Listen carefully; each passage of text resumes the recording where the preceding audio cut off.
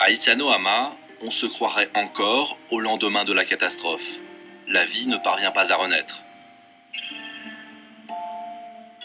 6 mois après le tsunami, les gravats ont à peine été déblayés, seuls quelques fantômes errent encore dans les ruines. Les premiers qui reviennent, ce sont les pêcheurs. Le port a mieux résisté que la ville. Mais ceux qui ont retrouvé leur bateau peuvent s'estimer heureux. Encore quelques semaines de travail, et Yasuo Ishikawa aura remis son chalutier à flot. Comme tous les pêcheurs de la côte, Yasuo reste inquiet.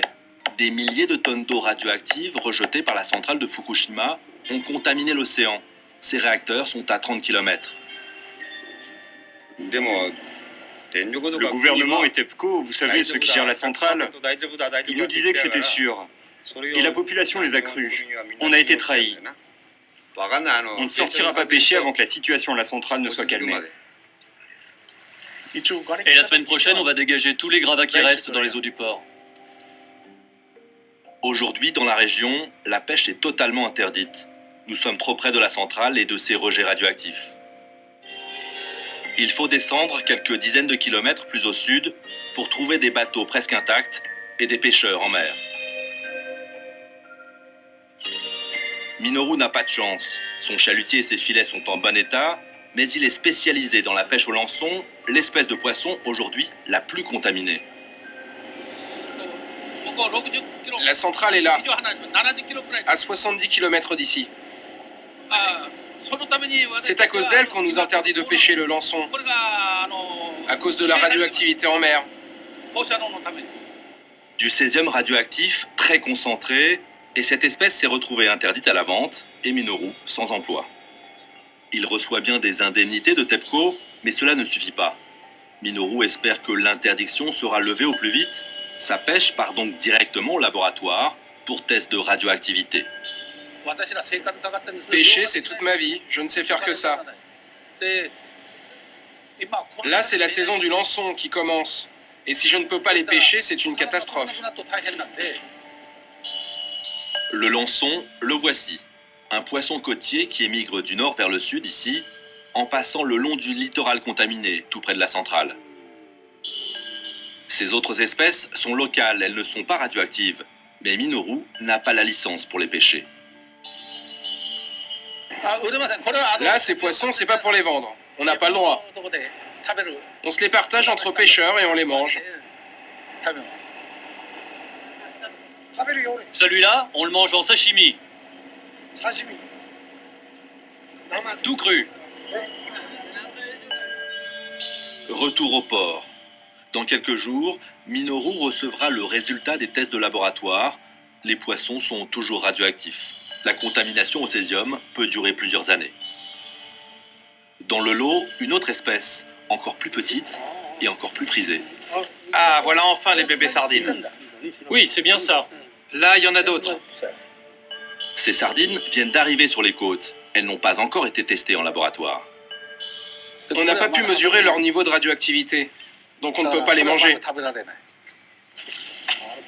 Il y en a plein cette année. La radioactivité est peut-être collée dessus.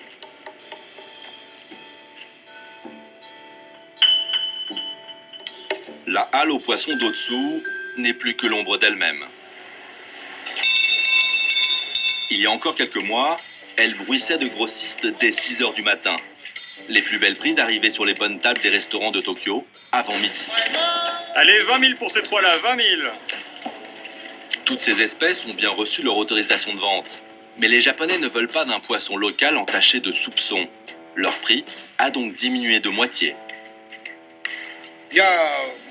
Je suis allé à Tokyo, au marché central de Tsukiji, pour les supplier de faire la promotion de nos poissons locaux. Là, sur le marché, on n'a que ça comme poisson. Tous les poissons de rivage sont mauvais. C'est pareil pour les algues, les ormeaux et les oursins. Ailleurs au Japon, le poisson de la région de Fukushima fait peur. Les locaux, eux, font moins la fine bouche. Minoru et son patron n'ont jamais cessé de déjeuner dans ce restaurant à sushi. C'est leur préféré. Le poisson, on adore. C'est simple, S'il n'y en avait plus, je ne mangerais plus rien. T'es d'accord, hein? Nous, les gens de la mer, on ne peut pas vivre sans poisson. Dans les 2 mois qui ont suivi la catastrophe, le restaurant a souffert avec 30% de clients en moins. Aujourd'hui, ils sont de retour. Pourtant, le fournisseur est le même qu'avant. La carte n'a même pas changé. Vous savez, les Japonais ont tendance à oublier assez facilement avec le temps. C'est un peu leur caractère. Sur les bords du Pacifique, Minoru le pêcheur vient parfois scruter l'océan. Il aimerait bien savoir quand il pourra enfin retourner en mer, cette mer qu'il redoute aujourd'hui et qui, autrefois, nourrissait sa famille. Voilà, et malgré cette contamination, on continue de manger du poisson dans la région de Fukushima. En l'absence de contrôle fiable, les Japonais ont choisi d'avoir confiance. Algues marines, poissons crus ou séchés, thon à la coupe ou poulpe emballée, pas de doute, nous sommes dans une poissonnerie typiquement japonaise. Il y a même en vente la petite friture de notre pêcheur Minoru, le lançon, l'espèce la plus contaminée de la région. Mais comment peut-on la trouver ici alors que sa pêche est interdite? Là, il y a écrit « Tous ces poissons ont été pêchés et conditionnés avant le tremblement de terre. Ils ne présentent donc aucun risque. » Évidemment, une question vient immédiatement à l'esprit. Ce poisson vendu est-il vraiment sûr?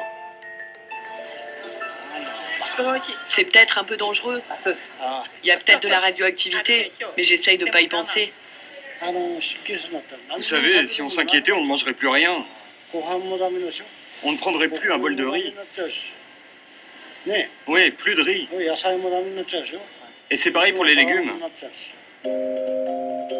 Si ces clients paraissent aussi détendus, c'est parce qu'ils font confiance à l'État et ses contrôles de radioactivité.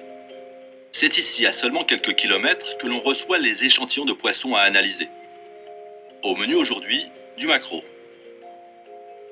2 équipes de télévision sont venues spécialement de Tokyo pour rassurer leurs téléspectateurs et répondre à leurs principales questions. Tous les poissons vendus sont-ils contrôlés? Non, ce n'est pas possible d'analyser tous les poissons. Mais si on ne teste pas tous les poissons, il existe un risque, non?